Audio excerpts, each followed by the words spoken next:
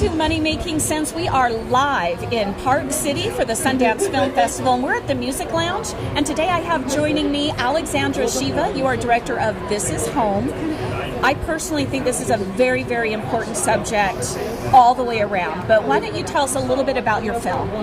So we followed 4 Syrian families that had escaped. They'd gone to Jordan, and then they had entered the U.S. after 2 years of applying, and we followed them in their first 8 months of resettling in Baltimore, and through all of the trials of trying to learn the language and get jobs and figure out, their whole universe had been turned upside down, and what it meant to be in this country.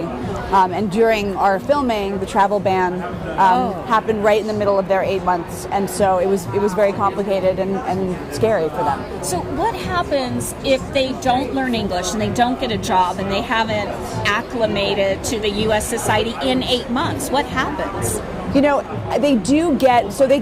get extra support if they really need it. I mean, there are the IRC, the International Rescue Committee, certainly has long-range planning if there are people who need extra help, if they're really having trouble getting a job. But, the goal is to really impart how important it is to people. So there's a ticking clock that happens when they arrive, because I think that they really want to make sure that they're not without help, and they're not without that once they're on their own, they actually can take care of themselves. Right. So that self-sufficiency piece is really, as soon as they arrive, that's what people start talking to them about. And they go to language classes, and they have to work because they have to pay the rent. Right. So and they do have limited government assistance, as any person would have below a certain income. Right. So they do have access to food stamps, things like that. Okay, so the conditions, I know there's a war in Syria, but before the war happened, this family, were they affluent? Were they considered middle class, lower class? Like, what were their living conditions like before the war even happened?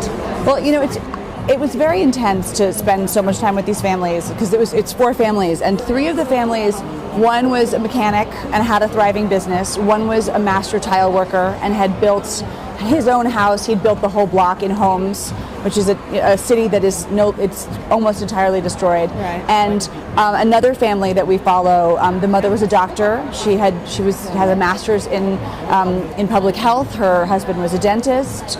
One daughter was getting her master's, and it's very intense to start over from nothing. Right. So then they were able to. I'm assuming they just fled. They fled Syria. Yes. They crossed the border into Jordan. Some of them left early enough, and when the border was open, some actually were trying to get in different ways. Some fled at different times. One of our families talks about how she left when she was pregnant with her 4th child, and a bomb hit their living room when they were eating in the kitchen. Oh my God. And that was when they decided to leave. Yeah, I'm sure they would. So in Jordan, when they were there, how is Jordan set up to handle all these refugees, and what is the toll on the economy in that country? That's actually a question that would have been perfect for our executive producer, Princess Farial of Jordan. But unfortunately, I know that they have millions of refugees, and I do know that it's taking a toll, and that they are very accommodating, and they have done incredible things for refugees. But I don't know the economics exactly of how that's working. I know that there are, I can't really speak to it properly. No, that's okay. So then once they're in Jordan, is that where they applied to come into the U.S.? So what is that process like? And do you have to pay money to apply to get into the U.S.? I mean, if you have nothing, how do you get here? Well, they go through the UN. They go through, I think they have to go through 6 or 8 agencies before they're approved. It's an 18-month to 2-year process, and it's very rigorous. Wow. Okay. Yes. And they are fully vetted by the time they are accepted. Wow. Okay. So they get here. So these 3 families. Four. Sorry. These 4 families make it here to the U.S. And I know there's this 8-month process. Did any of the 4?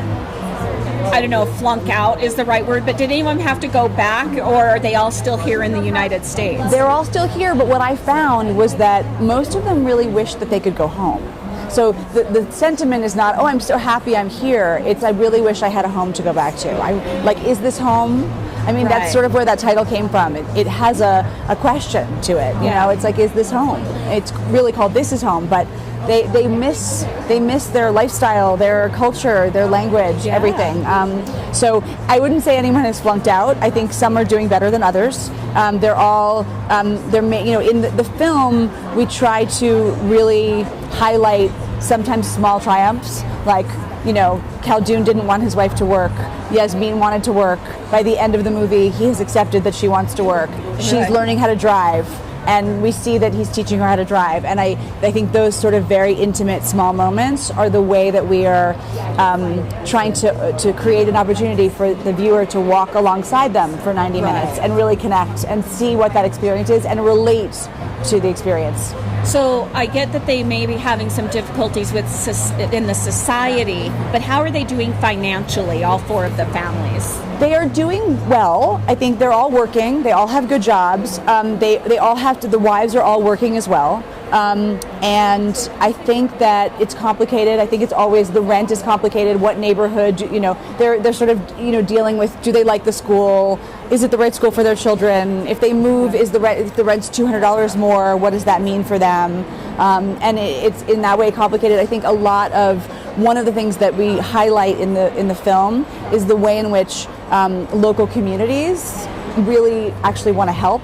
And I think that is sometimes, I think that's sometimes financial. I mean, in the film, a church decided to have a dinner in which one of our subjects, Medea, who's actually on our poster.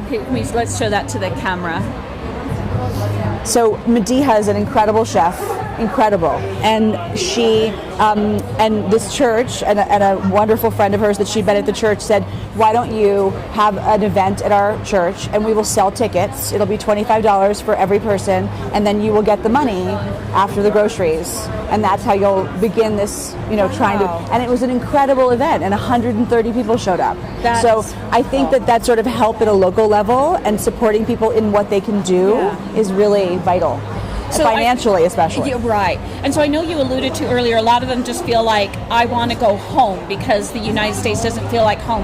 But how do they feel about their adopted country? I mean, couldn't they have chosen to go to any country in the world, but they applied to the U.S.? Yes, I think they're all excited to be here. When they got here, they were all excited to be here. I think they're just in a difficult transitional period of time where there is the American dream and what is possible, and then there is the reality of the American dream and how hard it is to quite get to. Yeah. And so I think they're just in that period of time, and it can be a slog. And what did that travel ban do right in the middle? I know you were filming in the middle of it, but did it actually affect these four families in any way? It affected one of the families. Actually, now his brother can't come. He was on the list. He had been accepted. He'd gone through the 2-year process, and now he can't come. Oh no. And then one of our. So the reason why Medea started wearing an American flag was because someone on a bus had tried to pull her hijab off. And then someone said to her, and she feels safer wearing an American flag. Right. So she's literally wrapping herself in our flag to feel safe. So I think that it had an impact. I mean, there was a lot more anti-Muslim sentiment that was cropping up around the same time as the ban, and just the fear of, and the not feeling necessarily welcome. But I think that they are doing very well. I think that there are a lot. I mean, it's a very hopeful story, because I do think that there are a lot of people who want to welcome. Yes.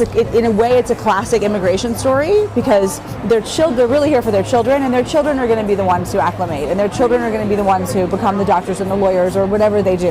Right. Which is the history of this country. And pay the taxes. And pay the taxes.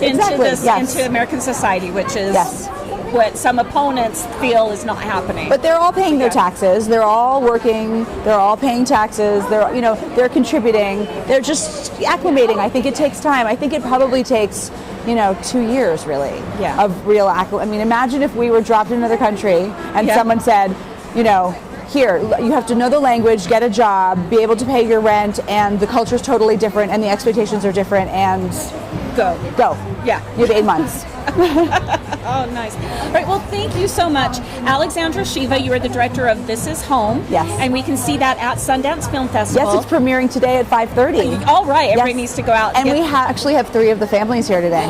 Nice. So we have 17 Syrian refugees are in Park City for the festival. And do you know, has your film been picked up to go anywhere else after? The film, the North American rights are Epix. It's going to be on Epix, and then we are still available for international sales. Great. Well, thank you so much, Ms. Shiva. I Thank appreciate you. your time. I wanted to say one more thing. Oh, yes, please. Which was that the 8 months is actually about finances. If the NGOs and the IRC and all the different organizations that are helping had more money, they could give people longer.